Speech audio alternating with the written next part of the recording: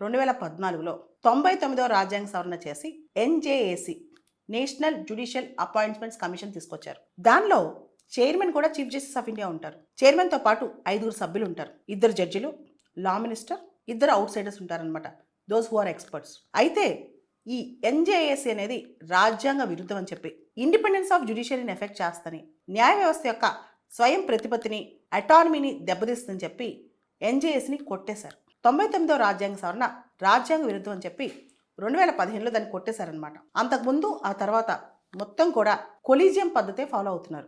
అసలు ఎన్జేఏసీ కొట్టేటప్పుడు, ఎన్జేఏసీ తీర్పు వచ్చేటప్పుడు 5 జడ్జీలు గల ధర్మాసనం, దానిలో 4 ఒకవైపు, ఒక వ్యక్తి మాత్రం డిసెంటింగ్ జడ్జి అనమాట.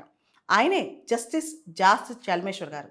ఆయన ఒక మాట అంటారు, ఎన్జేఏసీ ఉండాలి అని సమర్థిస్తూనే, transparency is the backbone of democracy and judiciary is not an exception to it.